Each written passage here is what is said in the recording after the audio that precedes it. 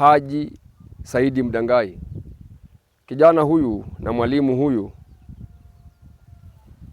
tunakuja hapa kufanya hauli yake, ni mwaka wa pili baada ya kuondoka yeye.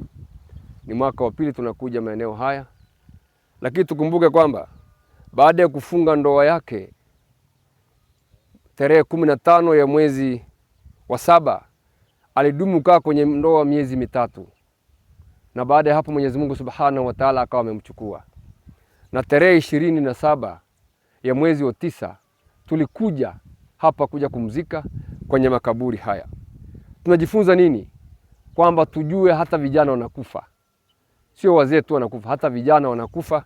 Lengo letu ni kuja kumwombea dua kwa Allah Subhanahu wa Ta'ala, kwa sababu alikuwa ni mtu anafanya kazi ya dini, tunafanya kazi ya dini, kumwombea na yeye Mwenyezi Mungu Subhanahu wa Ta'ala.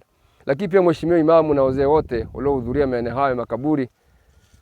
Ustadhi huyu baada ya kutoka hapa madarasa kwetu Shauri Moyo alikwenda Dar es Salaam, akaenda kushiriki na akawa baada ya kusoma akawa ni imamu miongoni mwa imamu huko Dar es Salaam Kigamboni, akishirikiana na Ustadhi Rashid, wakifanya kazi pamoja mpaka Mwenyezi Mungu akamchukua kwenye hali hiyo. Ndio maana leo tumekuja hapa kutaja haya aliyotufanyia. Maana yake kama ni mtu wa dini tumempoteza mtu wa dini, na kama ni kiungo muhimu tumepoteza, lakini hatujapoteza kwa sababu ni makadiri yake Subhanahu wa Ta'ala. Mheshimiwa Imamu, kwa ridhaa yako kwamba ni miongoni mwa taasisi yetu ya Shauri Moyo, tumeona hatuanza hadhara mpaka tuanze kuja kwanza kumtembelea Ustadhi Haji, na baada ya hapo kesho tutakuwa pia na hauli miongoni mwa hauli ya uzee wetu ambaye ni mzee Hussein Twanga, na tarehe ya 6 tutakuwa na hadhara ya kina mama pale maeneo ya Shauri Moyo, na tarehe ya 8 jambo letu tutalifungia hapo na wanafunzi wataanza kurudi masomoni. Baada ya maneno haya, kalima na shukurani atatoa Mheshimiwa Imamu, kwa sababu ndio mwenye kijiji hiki na vijana hao ni kwake, na yeye kama ni pengo amepata, kwa sababu alikuwa anaandaa maimamu wa baadaye ambao watafanya kazi ya la ilaha illa Allah Muhammad Rasulullah. Sababu Mwenyezi Mungu ameuchukua, ni bado tunamwombea kwa Allah Subhanahu wa Ta'ala. Mheshimiwa Imamu, nafasi hii ni ya kwako, utoe kauli chache na uone huyu mwalimu anachukua hivyo duniani. Alamina, thumma salatu wassalamu ala sayyidina Muhammad, amma ba'd. Ndugu zangu, kama alivyosema msemaji kutoa historia ya marehemu Haji Ibn Saidi, nyinyi wenyewe mmesikiliza kwa uzuri kabisa. Mimi sitaongeza chochote isipokuwa mimi tatoa tu shukrani za dhati kabisa kwa kule kuacha shule zenu mlikotoka, mmetoka maeneo ya Dar es Salaam, wengine Tanga, wapi, kwa ajili ya kumtembelea mwenzetu ambaye tulikuwa naye katika maisha duniani, lakini maisha kiroho tunaye nyinyi tu hatuwezi kuelewana.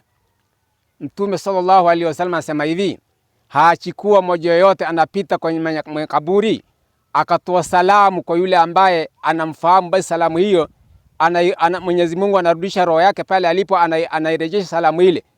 Kama alikuwa anakufahamu duniani, najua kabisa huyu ni fulani amenitembelea hapa. Kwa hiyo ndugu zangu, kuna hadithi moja ambaye inasema hivi, amelaani Mwenyezi Mungu wanawake wenye kuzuruzuru makaburi. Hadithi hii bado watu wengine wanaitumia, lakini baada ya hadithi hii ikawa ni mamsuhu, ikafutwa na hadithi ambayo imesema hivi, kuntu kad nahaitukum an ziyarat kaburi fazuruha fa inaha tazhadu fi dunya wa tadhkuru al-akhirata. Huko nyuma nilikukatazeni kuzuru makaburi, hivi sasa muyazuru makaburi. Kule kuzuru makaburi basi ni kuipa nyongo dunia na kuikumbuka akhera. Kwa kupitia hadithi hii basi iwe ni mazingatio kwamba wote wanaruhusiwa kuzuru makaburi. Kwa wale ambao pengine bado wana hadithi ile nyuma, ile imeshafutwa tayari, ile tuachana nayo. Kwa ndugu zangu, mimi kwa kufika hapa nitoa shukrani za dhati kabisa kwa kule kujumuika kwa jambo hili. Kwa kufika hapa niseme assalamu alaikum warahmatullahi taala wabarakatuh.